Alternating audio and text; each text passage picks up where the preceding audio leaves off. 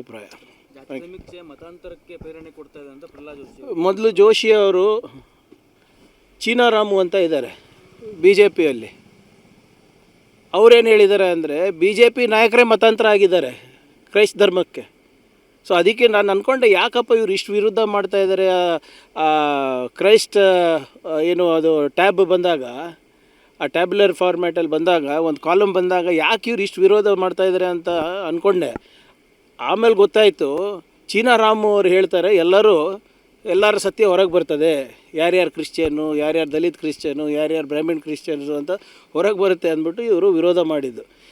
ಇವರು ಮೊದಲು B J ಪಿಯವರು ಜೋಶಿಯವರು ಗರ್ವಾಪ್ಸಿ ಅವರ ಪಾರ್ಟಿನಲ್ಲಿ ಮಾಡಲಿ ಫಸ್ಟು, ಆಮೇಲೆ ಬೇರೆಯವ್ರಿಗೆ ಉಪದೇಶ ನೀಡಲಿ. ಏನಾದರೂ ಅವ್ರು ಮಾತಾಡೋದ್ರಲ್ಲಿ ಸೆನ್ಸ್ ಇದೆಯೇನ್ರಿ? ಸರ್ವೆ ಮಾಡೋದ್ರಿಂದ ಮತಾಂತರ ಆಗ್ತಾರೆ ಯಾರನ್ನ? ಹಂಗಂದರೆ ಮತ್ತು ನಾಳೆ ನ್ಯಾಷನಲ್ ಸೆನ್ಸಸ್ ಆಗ್ತದೆ, ಅವಾಗ ಮತ್ತೆ ಮತಾಂತರ ಆಗ್ತಾರೆ ಎಲ್ಲರೂ? ಇವ್ರು ಹೆಂಗೆ ಮಂತ್ರಿ ಮಾಡಿದ್ರು, ಹೆಂಗೆ ಎಂ ಪಿ ಆಗಿ ಎಲೆಕ್ಟ್ ಆಗ್ತಾರೋ ಇವರೆಲ್ಲರೂ? ಫಸ್ಟು ಅವರ ಪಕ್ಷದವರು ಚೀನಾರಾಮು ಅವರು ಒಂದು ಪ್ರಶ್ನೆ ಎತ್ತಿದ್ದಾರೆ, ಆ ಪ್ರಶ್ನೆಗೆ ಉತ್ತರ ಕೊಡಲಿ. ಬಿ ಜೆ ಪಿ ನಾಯಕರು ಎಷ್ಟು ಜನ, ಯಾರ್ಯಾರು, ಎಲ್ಲೆಲ್ಲಿ ಮತಾಂತರ ಆಗಿದ್ದಾರೆ, ಮತ್ತು ಅವರ ಗರ್ವಾಪ್ಸಿ ಯಾವಾಗ ಮಾಡ್ತಾರೆ ಜೋಶಿಯವರು, ಅದಾದಮೇಲೆ ಮಿಕ್ಕಿದ್ದು.